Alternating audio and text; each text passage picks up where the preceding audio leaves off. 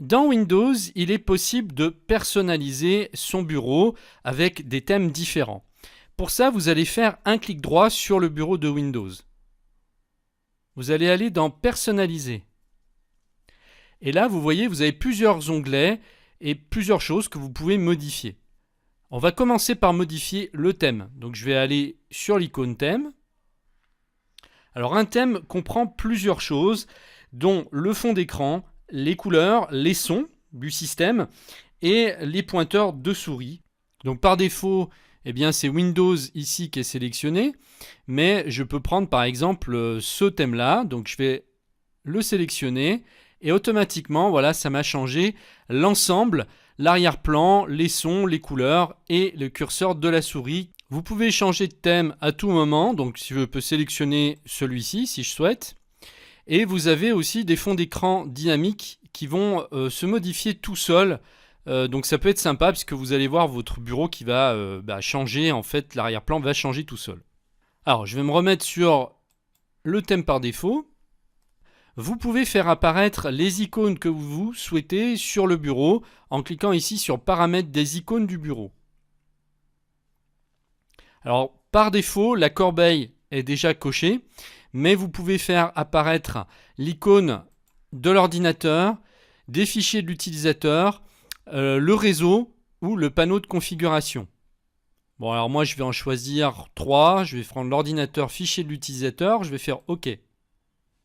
Maintenant, voilà, si on retourne sur le bureau, on a la corbeille qui était déjà là, on a l'icône ce PC et le dossier pour nos fichiers personnels.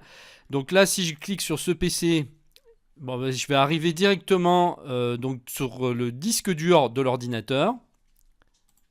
Si je double-clique sur Geek Pratique, j'arrive à l'intérieur de mes fichiers personnels.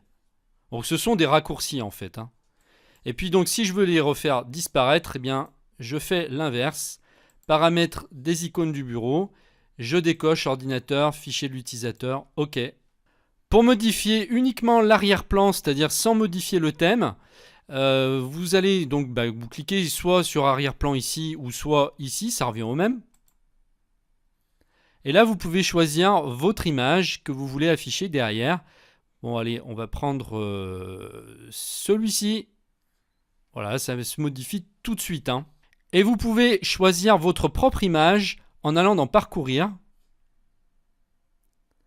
et en allant dans le dossier photo que vous avez sur votre ordinateur. Donc si vous avez pris des photos et que vous les avez rangées dans un dossier, comme image enregistrée ou ailleurs, eh bien vous prenez la photo, vous la sélectionnez, vous faites choisir une image et ça va automatiquement afficher la photo que vous souhaitez.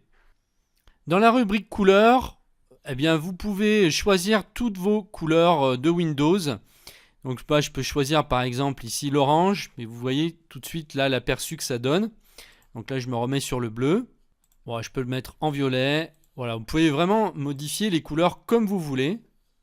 Et vous pouvez aussi choisir le mode sombre si vous le souhaitez en allant tout en bas et en cochant ici choisir votre mode d'application par défaut sombre. Alors ça peut être plus ou moins fatigant pour les yeux, après ça va dépendre de chacun. Mais bon, si vous n'aimez pas le mode sombre, bien vous vous remettez en clair ici. Alors je vais remodifier mon arrière-plan pour prendre Windows.